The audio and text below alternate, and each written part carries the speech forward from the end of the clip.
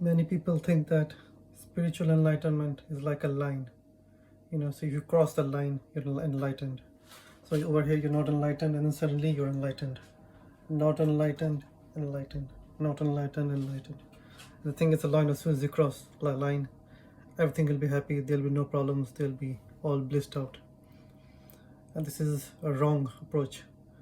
And it's an approach that leads to spiritual bypassing, because you try to pretend that you can push your problems into the future until one day when you get enlightened and all your problems will be fixed. But that doesn't happen, right?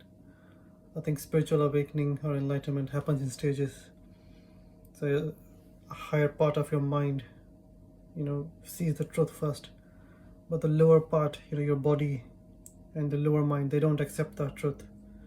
And so this fight starts between the higher self, which wants to live in the light of the truth, the divine truth, the spiritual light, and then the lower part of yourself, which wants to continue doing whatever it's doing.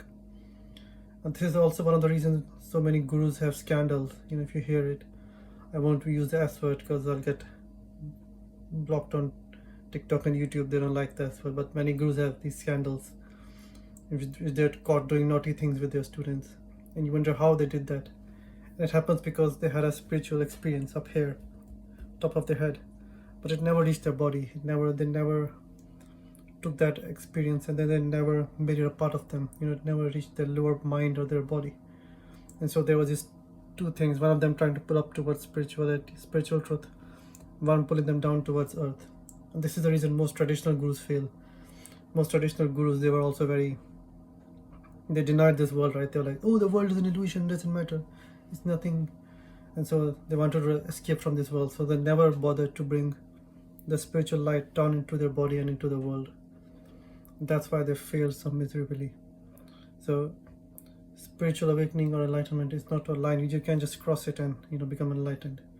It happens in stages. You're a part of your higher mind. It sort of becomes, it sees the truth, but then the rest of the body, you have to bring that light down to the physical world where you are. That takes time, it takes effort. That's where you can use spiritual bypassing to hide from the truth, to pretend, oh, it doesn't matter, I'm so spiritual, these things don't matter to me, oh, I'm so enlightened. And that's where the trap happens. That's why so many gurus fail. So don't fall into the trap. If you have a spiritual experience, remember that while it's a good thing, it's not enough to just see the truth. You have to then bring it down into the material world, and you have to make it the truth in the world, in the material world, with all its problems and its violence and all this destruction, violent, greedy destruction that we're doing to our world. So you have to bring that truth down into this world, and only then can the truth have any effect. So don't fall for talked about spiritual bypassing, where which you use spiritual truths to hide from the the real world. You say, oh, I'm going to be enlightened, it doesn't matter.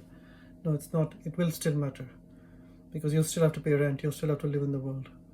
So this is why the old style gurus failed, and I think this is where those of us, I don't want to be smarter than the oldest, but I think we know more than them because of the internet and all the books you've read and the failings of all these gurus. So I think we can learn from them. The thing we can and should learn is that it's not enough to glimpse the truth and then just, oh, I'm blissed out. It's that then to try to bring the truth to the world and make it your truth, make it the truth of the material world as well. Hope this wasn't too confusing.